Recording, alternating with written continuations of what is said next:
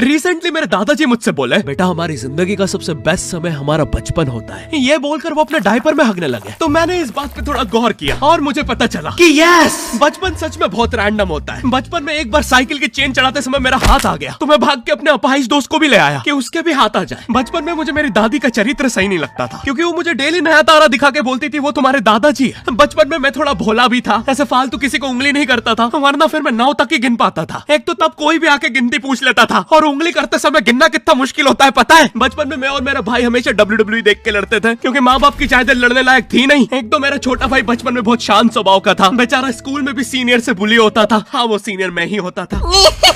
एक बार मुझसे बोलता, भैया डॉक्टर बनना मेरा सपना है। तो मैंने उसे नीट की बुक्स ला दी, तो अब वो उसका पूरा सपना बन गया। अब वो डॉक्टर गेम में भी बीमारी बनता है, और बवासीर पीछे होती है। चिंटू बुक्स नहीं पढ़ रहा है तू? एक बार बेचारा बिस्तर पे गिर के रोने लग गया, तो सब बोलने लग गए कुछ नहीं हुआ, चींटी मर गई, चींटी मर गई। मैं यहाँ सोच रहा हूँ फिर अभी तक हम चींटियों वाले बिस्तर पे क्यों सो रहे थे? हाँ, घर में सबकी पीठ पे ददोड़े हो रखे हैं। हाँ, ये नहीं गिरता तो हमें तो पता ही नहीं चलता बिस्तर पे चींटियां हैं। हम तो सोए जा रहे हैं चींटियों वाले बिस्तर पे। और स्कूल में जब भी ये छोटे भाई पैंट में हक देते हैं, तो बड़े भाई को क्यों बुलाया जाता है? पता है कितनी घनघोर बेइज्जती होती है पूरी क्लास के सामने, और बुलाते भी इतने सस्पेंस है, वो देख के बड़े भाई का हगना निकल जाता है। ऐसे 2 छोटे बच्चे स्लो मोशन में भाग के आ रहे हैं। हाँ, वो उनकी नॉर्मल स्पीड है।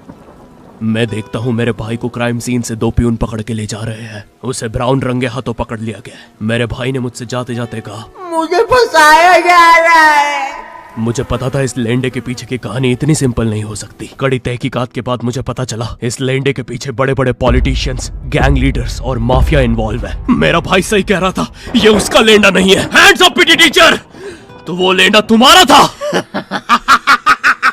तो तुम्हें पता चल ही गया, तुम मुझे कभी नहीं पकड़ सकते। रुको, भाग गया। जाने दो उसे बेटा, हमने पीटी टीचर के बड़े भाई को बुला लिया है वो लेंडा उठाने।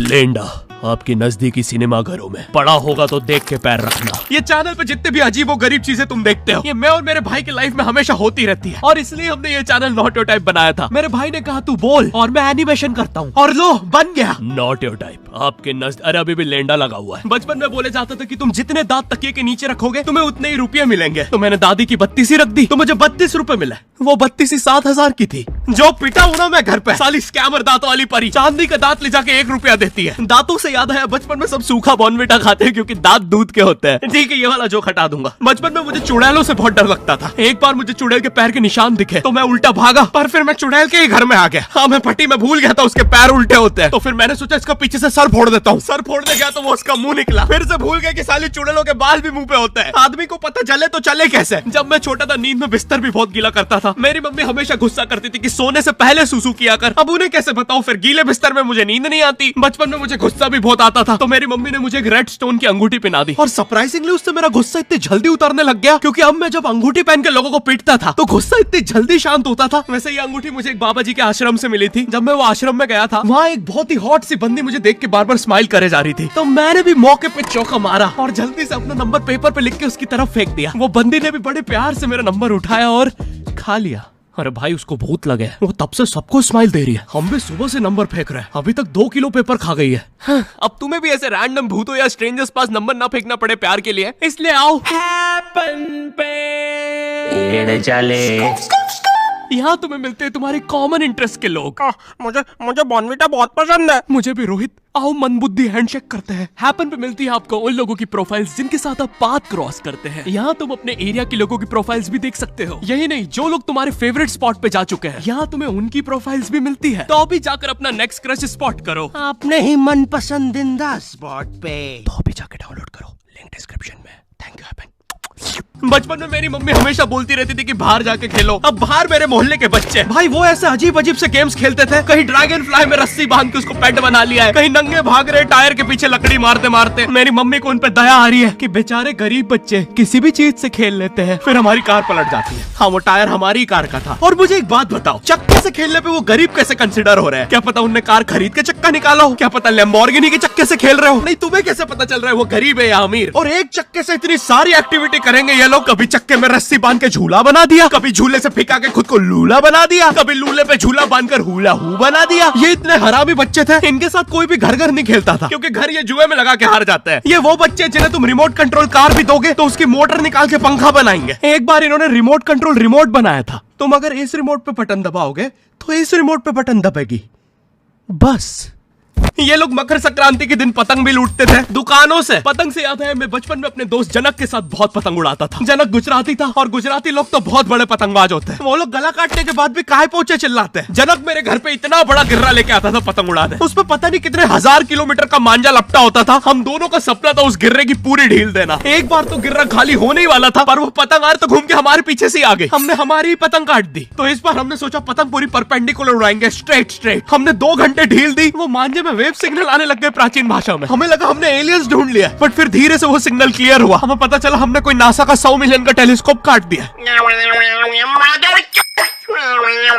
पतंग नीचे ले, टेलीस्कोप काट दिया।